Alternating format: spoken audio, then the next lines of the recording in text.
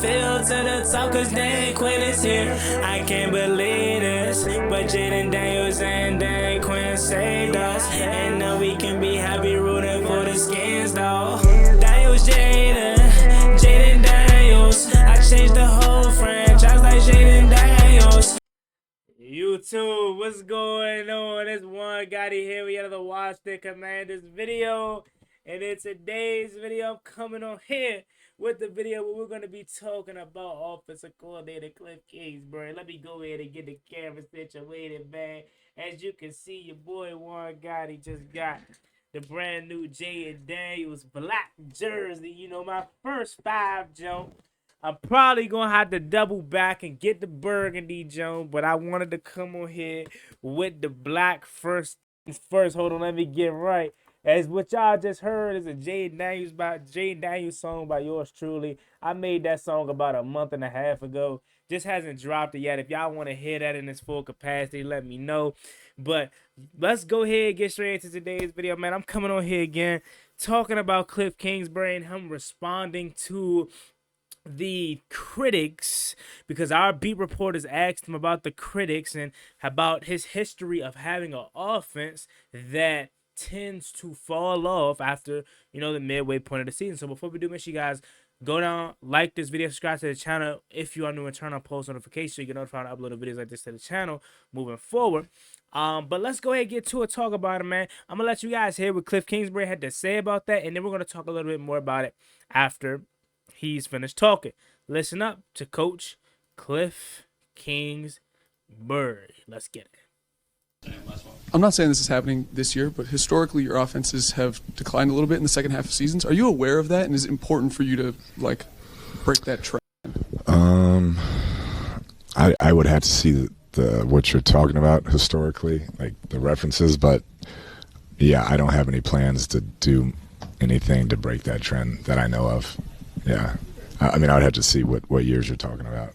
So I was thinking about doing triple option. Like, is that what you're thinking? Like, I don't know. Like, yeah, we're going to do what we do. So, thanks. Alrighty, so that's what Kliff had to say, and you can kind of see Kliff was really unaware of the unsuccessful history of his offenses. Now, I don't want to necessarily take anything away from that take, because I'm not saying that maybe in years past in Arizona, his offenses didn't fall off. But what I'm saying is, when you have to criticize a coach for their offense, you need to look into account what's really going on. What else is for the reason that this offense isn't how it was in the first half of the season? Again, like I said before, I am completely honest and real. Kliff Kingsbury is not the problem right now. Did he have a 4th down play call that was questionable? Definitely. But I feel as though, as sports fans and as in life in general, anytime something doesn't go well, we gotta stop looking for a scapegoat. I think that's all it is right now for Washington. We're on the 2-game losing streak. We ain't lose 2 games at all this season. Our offense has not performed how we came accustomed to it performing. So we gotta look for a scapegoat. A lot of people want to put the blame on Kliff.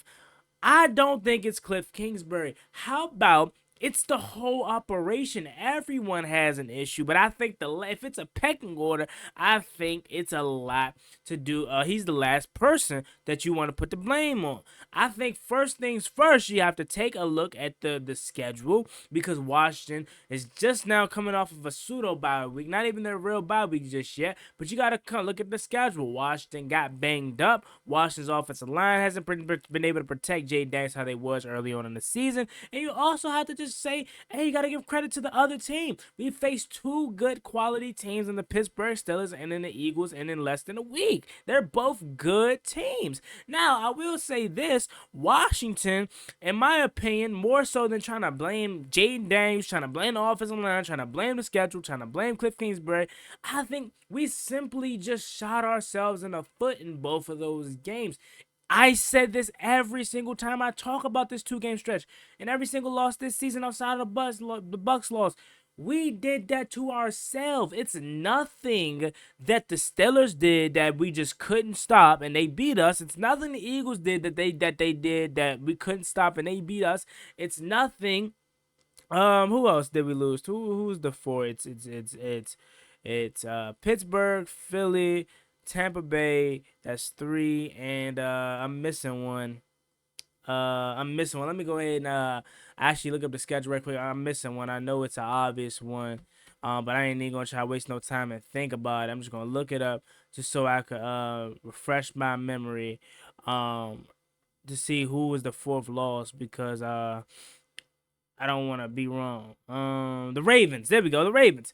I forgot about that game. Those were games where we had opportunities and we just shot ourselves in the foot. So essentially what I'm saying, it's nothing wrong with the operation. That Philly game, Jane Daniels was just off. And I don't care what nobody says. I'm not blaming him or not trying to not put blame on his performance. He played bad, definitely.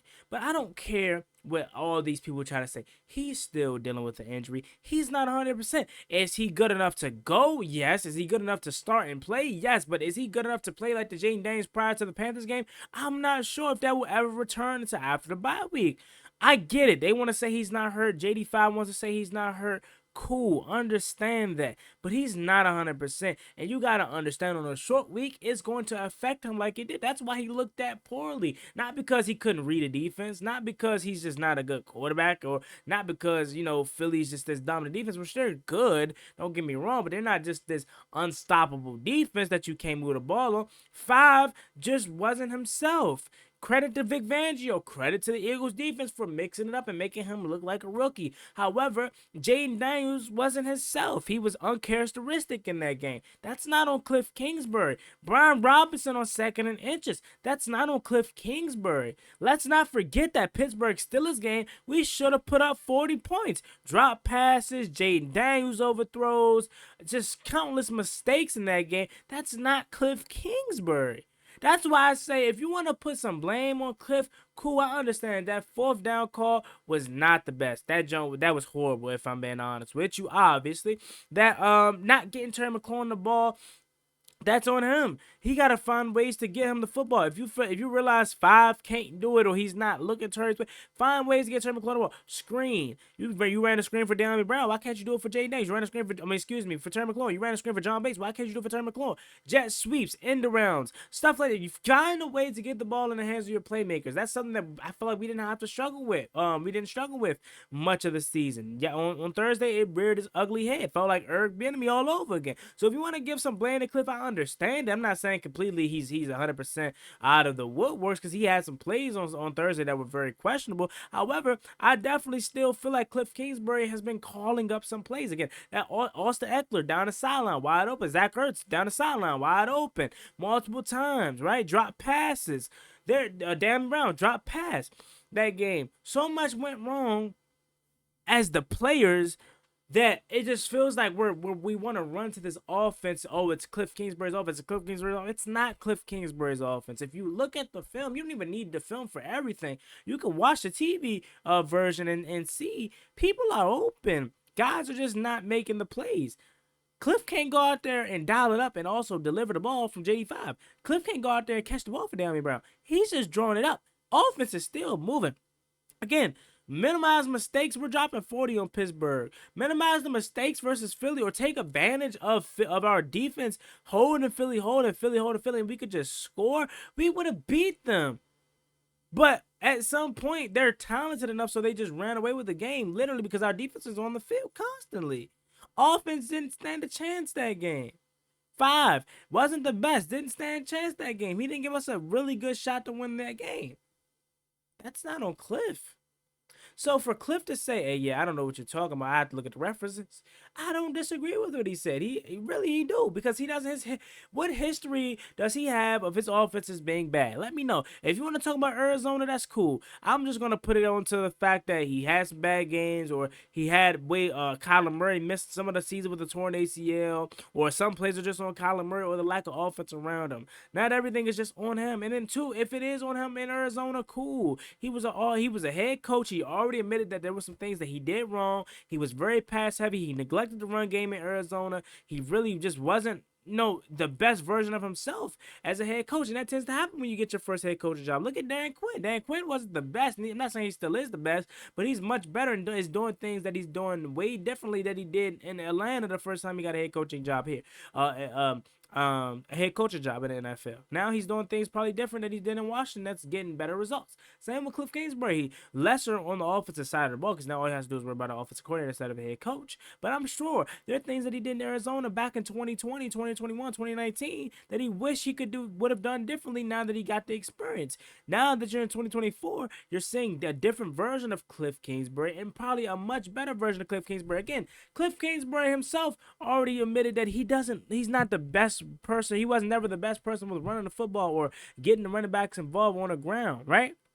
He's doing that much more here, and I feel like he's running a balanced offense, and I feel like it's effective. We just got to get back to making these plays, having fun, making the simple plays simple. We just haven't been doing that. We've been overdoing stuff. We've been putting too much pressure on ourselves. 5 hasn't looked comfortable. The offensive line hasn't been living up to the offensive line capabilities. Earlier in the season, we didn't have these fundamental issues. We didn't have pre-snap penalties. We didn't have illegal motions. We didn't have illegal man downfield. We didn't have holdings. We didn't have false starts. We didn't have drop passes from Noah Brown, from De'Ami Brown, from these guys, man. We didn't have that. We didn't have Zach Ertz getting stopped short of the sticks on 4th down. Like, I just feel like we need to get back to playing our brand of football. It's nothing with the operation as far as the play calling. We as players, or excuse me, I'm talking as if I'm out there, but the players just has to execute what's being called, because what's being called is working still. We just haven't been able to execute it. So when we don't execute it, the first thing to look at is, oh, what is Kliff Kingsbury doing? Why is Kliff Kingsbury offense falling off in the second half of the season? Like, it's not like he's out there calling the plays and he can't make the play himself.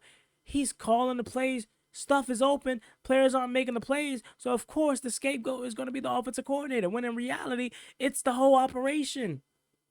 Some plays that Kliff had in that Thursday game, not good.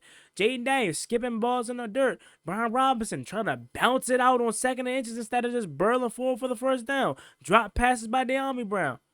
Come on, man. Holdings. Bringing it back. Pause. Like, it's so much that I think that you have to address and talk about before you get to Kliff Kingsbury. So I like his response here. I think it's nothing. I think the critics are just trying to compare or trying to relate the past to the present. Kliff is perfectly fine. I like what his offense been doing this whole season, and I think we just have to get back as a unit, back to playing our brand of football, and I think that's what's going to happen this Sunday versus the Dallas Cowboys. All right, y'all. As always, been boy Juan Gotti. Make sure you like, comment, and subscribe to the channel. Turn on post notifications so you get notified when I upload videos like this to the channel. Want to roll to 8,000 subscribers, so it'd be greatly appreciated if you reach that goal as soon as possible. Got the new black JD5 jersey. I might not take this joint on for the rest of the week, but I might sleep with this joint on. This joint so tough. All right, y'all. Catch y'all next time. Peace.